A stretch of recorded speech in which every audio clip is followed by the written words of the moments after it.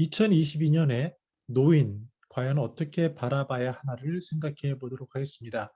안녕하세요. 저는 시니어 라이프 비즈니스를 연구하는 최학입니다. 2022년에 주요 이슈를 생각해 볼 텐데요. 먼저 젊은 노인이 등장한다라고 합니다. 즉 만 61세에서 69세 새로운 노인들이 등장하고 그분들이 스스로 생각하는 노인의 연령은 언제인지, 또한 전 세계적으로 고령화가 오면서 생산 가능 인구의 절벽을 맞이하고 있습니다. 그리고 일자리에 있어서 진화가 있고요. 또한 이러한 시니어들이 소비의 주체가 되는 동시에 빈곤의 갈림길에 놓여 있는데, 이런 것들을 중심으로 이슈를 하나씩 생각해 보도록 하겠습니다. 먼저 베이비 부머인 분들 55년에서 63년생들이 65세 이상이 되면서 노인 인구에 편입되고 있습니다. 그러다 보니까 젊은 노인이라고 하시는 분들, 즉 만 65세에서 69세가 약 301만 명이 되니까요. 어림잡아도 30% 이상이 되는 시니어 65세 이상 중에 30% 이상이 이제 이런 조금 젊은 노인들이고요. 또 이러한 것은 시간이 지나면서 점점 바뀌게 될 건데, 우리가 주목할 것은 단순히 65세 이상의 노인들이라고 그냥 하나의 집단으로 보기에는 너무나도 다른 분들이죠. 예를 들어서 일제 강점기를 겪으셨거나 6.25 전쟁을 겪으셨거나 아니면은 또한 그런 것 없이 경제적인 부흥기를 겪으셨거나, 이러한 시대의 상황에 따라 굉장히 다르고, 이것은 요새 젊은 사람들에게도 마찬가지로 이어지고 있기 때문에 하나의 세대를 하나로 보는 것은 굉장한 착오가 될 수 있습니다. 그래서 노인들이 스스로 생각하는 노인 연령이 몇 세냐 했을 때 약 70에서 74세라고 얘기하는 비중이 절반을 넘었습니다. 요즘 만약에 물어보면요, 70세도 과연 노인일까? 이런 생각을 할 수가 있고, 물론 이러한 신체적인 조건으로 봤을 때는 약 73세에서 75세를 기준으로 급격한 그 노인들의 케어에 있어서는 마지막 시기를 겪는 경우가 많죠. 특히 이제 신체 곡선에 있어서 급격히 떨어지는 시기가 그때이기 때문에, 그때는 이제 노인이라고 이해하겠지만, 이러한 현상도 이전의 현상일 수 있고요. 점점 우리는 더욱더 건강하고 더욱더 젊고 더 오래 사는 그런 세대를 맞이하고 있습니다. 독일에서 이제 이런 문제가 보다 먼저 이렇게 다가오고 있는데, 인구 절벽을 경고하는 겁니다. 그 고령화가 이제 가장 큰 이유라고 하고요.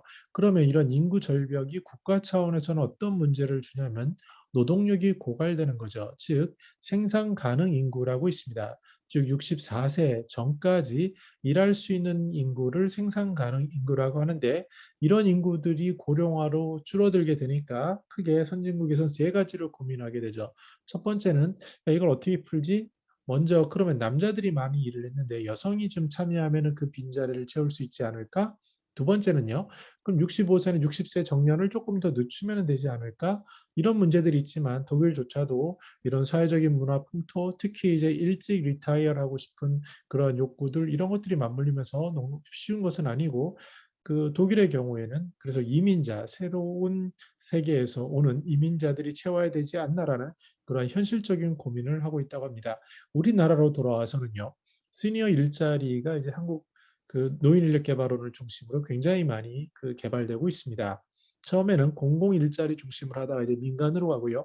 요새 이제 트렌드가 다시 그러면 어떤 욕구가 있냐면, 시니어들은 월 30만 원, 27만 원 받는 것보다는 조금 더 많이 받고 싶은 것이 바로 신노년층이라고 할 수 있습니다. 왜냐하면 당신들이 모아놓은 재산과 쓰는 돈, 또 기존에 아무리 줄였다 하더라도 여러 가지를 감안하면 그 수입이 대략 한 100만 원 정도가 되면 좋겠다라는 게 일반적인 생각이 되죠. 물론 더 절실한 분들은 뭐 200만 원 이상을 벌어야 되고, 그런 상황이 됐을 때는 성별 구분 없이 민간 노동시장 이런 곳에서 주로 이제 육체적인 노동을 하는 경우가 많이 있는데요.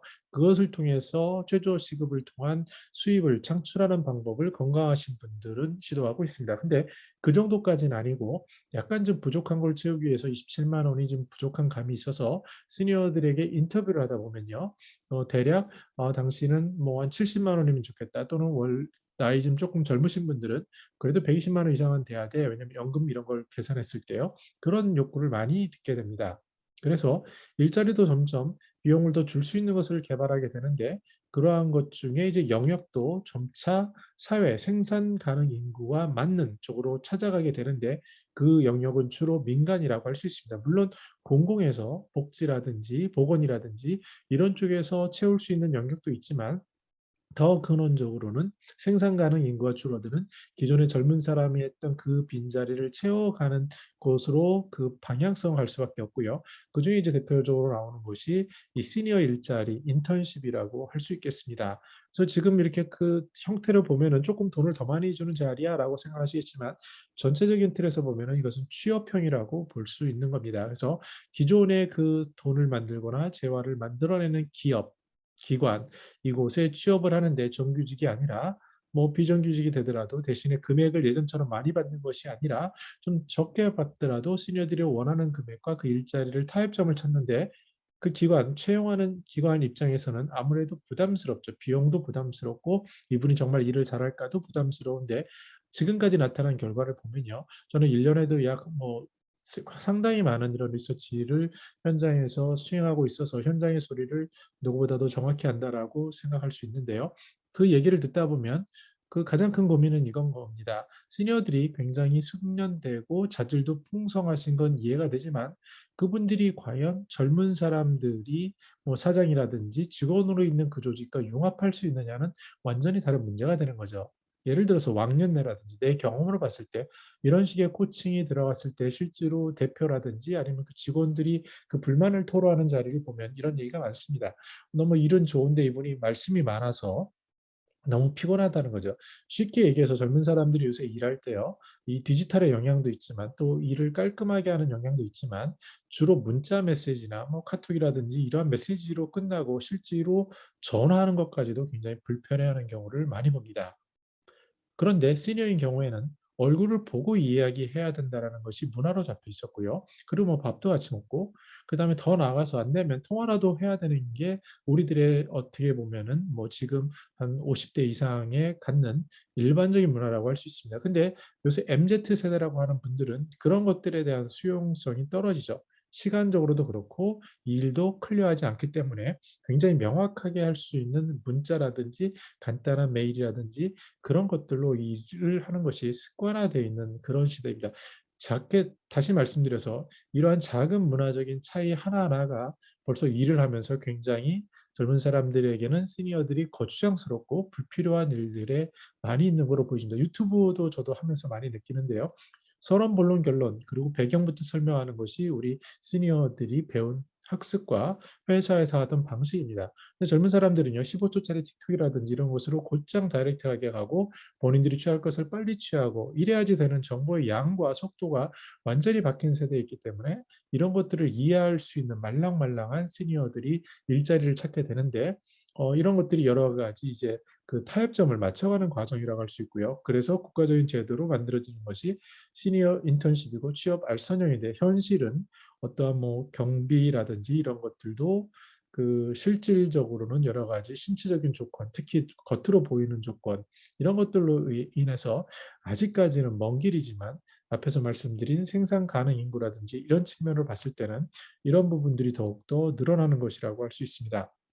서점에 미래 비즈니스 열쇠를 준 시니어 세대라는 그러한 뭐 트렌드 전망서 같은 것이 나옵니다. 저도 시니어 라이프 비즈니스를 연구하는 입장에서 여기에 대해서 예전에는 그래 맞아 그럴 거야라고 생각을 했습니다. 20년 전만 하더라도 내가 이런 시니어 라이프 또는 시니어 비즈니스에 뛰어든 가장 큰 이유는 외국 사례를 보니까 야 인구가 이렇게 고령층이 많아져라는 것에 어, 좀 놀랐고요. 그래서 뭐 앞으로 이 시대가 되면은 뭐 이쪽을 연구하는 사람이 잘 되겠네라는 그런 것에서 출발했던 기억이 납니다. 그러나 그 안을 들여다보면 굉장히 다양하고 굉장히 다른 여러 가지 층층이 있는데 이것들을 봐야 되는데 그나마 이 책을 제가 읽지는 않았지만 그 내용으로 봤을 때 몇 가지 터치 포인트를 한 것을 소개할 필요는 있어 보입니다. 거기에 보면은요. 제목을 이렇게 잡았어요. 초고령 사회, 즉 노인 인구가 전체 인구의 20%가 넘는 5명 중 1명 이상이 되는 그 시대 앞으로 곧 뭐 3년 정도 남았는데요. 그때 트렌드는 전 세계 부의 절반 이상을 소유한 시니어, 이것은 양극화로 인해서 더욱더 커집니다. 그런데 동시에 노인의 40%는 평균 소득 절반도 못 벌어서 더욱더 양극화 등으로 인해서 빈곤 노령층도 함께 커지는 이런 것들을 주목한 그 제목을 뽑은 것에 대해서 너무 잘 잡았다. 이 강대호 기자님이 잡으셨는데요. 굉장히 잘 잡았다라는 생각이 듭니다. 근데 디테일로 가게 되면은 어떻게 주거라든지 생활, 건강, 일자리, 취미, 인간관계 이런 것들이 있는데 현재 시점에서의 시니어들은 나이에 의한 건강을 주요 문제로 삼고요. 그다음에 아무래도 현금 흐름이 줄어들다 보니까 일자리를 통한 그 현금 흐름의 창출이 가장 큰 이슈라고 할 수 있습니다. 물론 경제적으로 여유가 되신 분들은 이 남아도는 시간을 어떻게 선용할 수 있을까? 이러한 부분들이 더 큰 의미라고 볼 수 있겠습니다. 이 내용들을 좀 정리해 보겠습니다. 노인이라는 것은요. 세 분야에서 봐야 합니다. 굉장히 다르고요. 그렇기 때문에 한 분 한 분마다 특성이 있고요. 두 번째는 생산 가능 인구라는 측면에서 봐야 되기 때문에 국가적인 차원에서 고령화로 이 빈자리를 어떻게 채울 것인가라는 니즈가 있고요. 또한 동시에 시니어들 입장에서는 어느 정도 적정한 그 수입이 되는 일자리가 필요하다 보니 아까 보신 인턴십 같은 것이 등장하게 됩니다. 근데 더 큰 것은요. 인구의 대부분 또는 5명 중에 한 분이 65세 이상이 되는 그런 초고령화 사회가 눈앞에 있고 그분들이 부의 많은 부분을 가지고 있는 이러한 우리가 부인할 수 없는 그런 현실 속에서 미래 비즈니스의 키가 노인에게 있다라고 볼 수 있습니다. 여기에 대해서 우리는 세 가지를 생각해 봐야 되는데요. 라이프라든지 비즈니스 이쪽에 관심 있는 분들이 생각할 2022년 키워드는 저는 세 가지라고 봅니다. 하나는 개인마다 다르다. 시니어들이 개인마다 다르기 때문에 그 개인마다 다른 것을 어떻게 맞춰갈 것이냐를 진정으로 고민해야 되고요. 일자리에 있어서는 많은 분들이 생존을 위해서 유지하기 위한 일자리를 찾는 분들도 많이 있지만 동시에 남아도는 시간, 어쩌면 50세에 은퇴를 한다고 하면 100세까지 절반 이상이 남았는데 이것을 일 없이 지낸다는 것은 거의 어려운 일이라고 생각이 듭니다. 그랬을 때 어떻게 평생 현역이라든지 일자리의 의미를 꼭 돈과 연결되지 않더라도 만들어 갈 수 있을지에 대한 것. 끝으로 시니어 비즈니스 관점에서는 이 시니어들이 돈을 많이 안 쓴다고 하지만 실제로 자산을 가지고 있고 또 액티브 시니어인 경우에는 자신의 삶, 자신의 가치를 구현하기 위해서 더욱더 적극적인 소비를 하는 분들인데 이분들을 어떻게 맞출 것인가. 더 중요한 것은 1인 가구 시대가 이제 많이 등장을 하고 어떻게 되면 많은 분들, 특히 여성분들은 혼자서 돌아가실 상황이 확률이 높아지는 그런 시대에 살고 있는데 그랬을 때 시니어들이 가지고 있는 그 방대한 유산, 이것들을 어떻게 잘 정리하고 넘겨줄 수 있을지 이러한 것들에 대한 종합적인 그 관점이 필요해지는 시점이고요. 이제 코로나도 곧 종결되기를 간절히 바라고 그런 기미들이 많이 보이는데요. 다시 그러면 리셋되는 2022년에 우리는 노인을 어떻게 바라봐야 되고 그 노인의 시장은 우리에게 더욱더 다가올 것인데요. 그중에 지금처럼 일자리의 진화, 그리고 시니어들의 그 다양한 욕구의 분출, 또한 왕성한 소비력을 갖춘 분들, 그리고 오히려 그 빈곤층으로 전락할 수 있는 양극화의 문제, 그 무엇보다도 웰다잉이나 그분들이 남긴 유산을 이 사회 속에 어떻게 남길지 이러한 것들에 대한 고민이 굉장히 커가는 그런 한 해가 될 것으로 기대하고 있습니다. 저는 더 나은 시니어 삶 공동체를 연구합니다. 감사합니다.